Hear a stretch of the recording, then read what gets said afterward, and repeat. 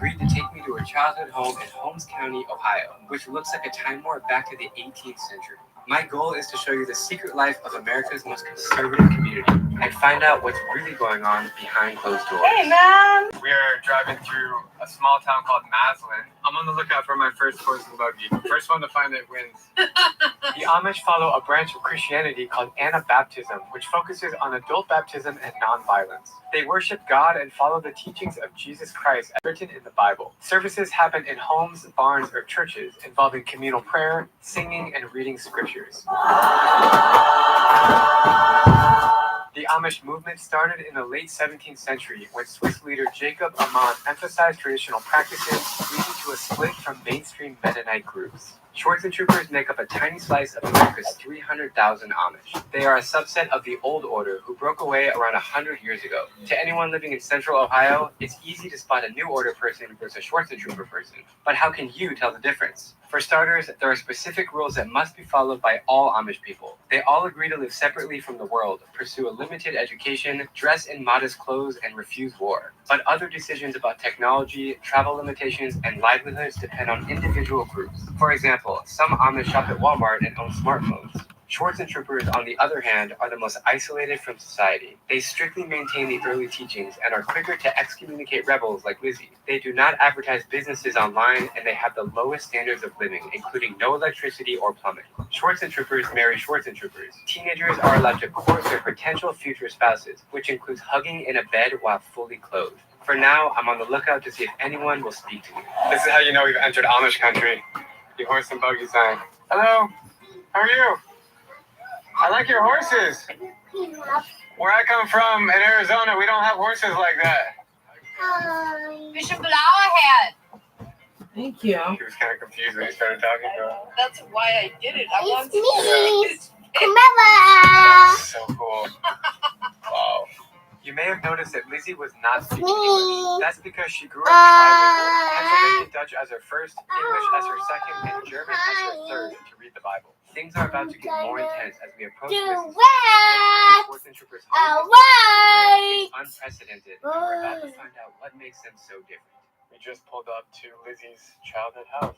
For everyone watching the video right now, out of respect, and Lizzie also told me not to film like her mom specifically and faces of people, so it's going to be tricky to film in the house, but we can walk around here and maybe you can just explain some things. Is that okay? Yeah. Lizzie has flowers for her mom. That's so sweet of you. Everyone should give flowers to their mom. Exactly. To be honest, I am shaking as we pull up to Lizzie's childhood home. When she left at 19, the church shunned her, which means they cut her off entirely. She hasn't talked to some of her siblings in 10 years, and she still hasn't seen her mom in quite some time. Hey, man. What is June do? This is my friend. Hi, nice to meet you. I'm Drew. June Finero. Can I put him in there? Yeah. That's so cute. Yeah. It brightens up the house. Hopnet decimal. Hopzikriken. Growing up, Lizzie had 18 siblings. Sadly, when she was only 13, her father's life was taken by a drunk driver who slammed into his horse and buggy. That left her precious mother to raise all 19 kids by herself. When Lizzie was 19, she had been exchanging letters with her boyfriend who belonged to another Amish community in New York State. They fell in love at her sister's wedding. One day, he delivered a letter in her mailbox that said he had escaped, and he would pick her up at 10 p.m. if she wanted to run away together. Lizzie had only a few hours to make a decision, and with 20 bucks in her pocket, an 8th grade education, no job, and no social security number, she said yes. So then I climb out onto the roof. My boyfriend is up on the hill flashing his flashlight. I eventually climb all the way out to the edge and I'm like crouched down. So finally I took a deep breath and I jumped. We all just like screamed. Of happiness? Hi, Mom. Hi, babe. I know. Everything's made of wood. There's no electricity, there's no lights, there's no power outlets. It feels like life in the 1930s. This is the washroom. This is keeping something cold. Oh, that's like a fridge. This is a kerosene. They use this in the summer instead of the winter, so that they don't have to heat up the big stove. You put these pots on here, whatever you want to cook. I mean, It's just a burner. it makes sense of how you cook. And then they have portable ovens. So in the summer, if they want to bake bread or pies or whatever, they literally put them on here. This is the kettle Mhm. to heat water, to do laundry. This is fancier than mine. And then this is the washer. There's a belt underneath. Oh yeah, I see Is it. it right there? And they probably have a motor on the outside. Mhm. It's hooked up. And then they run the motor. You bring it through here, put it in the rinsing tub, rinse it in there, and then you wring it out again, and then you hang it out on the clothesline. It sounds like a very complicated process. It's pretty easy when you base it. This right here is the tub they used to take bath. You don't take showers here? There's no showers. Every Saturday night, Only once a week? get water, heat up the water, put hot water in here, put cold water in there, take a bath. Why only once a week? Think about the process. Every Saturday, you and your 18 siblings would take a bath here, like one after another after another. Yeah, all the younger ones would use like the same, water or whatever, So it got take a bath, dirty. whatever. But then all the older kids would have their own water. Like we wouldn't share water. You're about to check out the bathroom situation here. Okay. It's not a bathroom. Oh. It's an outhouse. There's no bathroom because you can't take a bath in it. Okay, let's see the bathroom. Sorry, let's see the outhouse. The outhouse. I've seen much worse. This is actually pretty fancy. When I was growing up, we had to use newspaper. We didn't have toilet paper. So they have toilet paper now.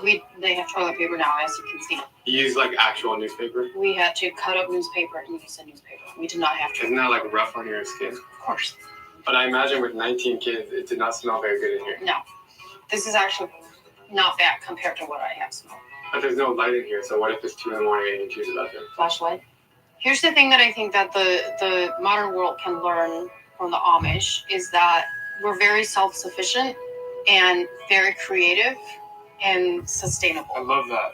Like, Hey guys, you probably like, we're losing touch with all those. yes, like look how sustainable this Yeah. is. Like, they're not relying on any electricity. They're not relying on anything necessarily modern. If electricity goes out, they're not doomed. Nothing's imported. No, Everything's like consumed here. they can be their own, and that's what modern society has lost its That touch is one with. of the coolest lessons I think from this video. They are living peacefully and they're not harming the environment. In all reality, they're helping the environment. It's really dark in What here. is this? Basement? This is the cellar basement. Whoa. It's Uh, cold down here. It's cold down here, so you come down here to cool. Now this is the real deal right here. Look at this. Whoa. This is all the camp meat. That's Wow. seal. This is probably ground beef. This is chicken. And it's cold. Like you feel it? It's really cold. It's really cold, yeah. So people get really scared about like you can't can and preserve meat like that and keep it. They've been doing it for hundreds of years. Wait till you cool down. That's what we have to sell it for. Yeah. Yeah, You like coffee? I like coffee. You want to try the hat on? Is that disrespectful? Can I try it on? Oh, yeah, you can. Is this yours? Yeah, it's mine. Oh. See it? Even with the red, I just gotta shave my mustache and then Yeah. How old are you? I'm 36. You're 36? I thought you were gonna say 25. Yeah. Have you ever left Ohio? Yeah, I left. I was all the way out in Colorado. I went with my brother, Dale, out to Colorado. We came off the train. What is it like to kind of see other states for you or different? Oh, I like to see it. I mean, it was nice in Colorado. Like, just to see it. I mean, I don't really, for me, I wouldn't really be interested in moving out there, but What do you enjoy most about the Amish lifestyle? the way I was raised, I guess. Anytime really like, I mean, the big cities and people. Does it stress you out? I like more to just be myself, I guess. And you never once had a desire to use the internet or anything? No, I never did.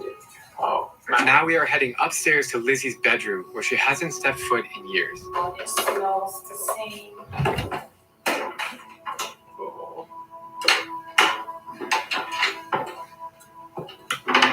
How does it feel to be in here? I honestly, I have no words. Like it's just all the things are flooding back. You've gone through so many changes, whereas they haven't. And that must be even crazier for you. I chose to leave. Yeah. They didn't. Yeah. The choice. So that was my choice. I now understand and know two sides: Mm-hmm. the modern world and the non-modern world. They know one side. They have a right to their feelings. Of course. their thoughts on how they feel about it, and so do I. Yeah. But we're friends. Like we're not. As your mom said, we're friends. We're friends. Yeah, we're friends. I had many dreams in this room about leaving. And I remember literally I was standing at this window, putting my dress and outfit on for church, and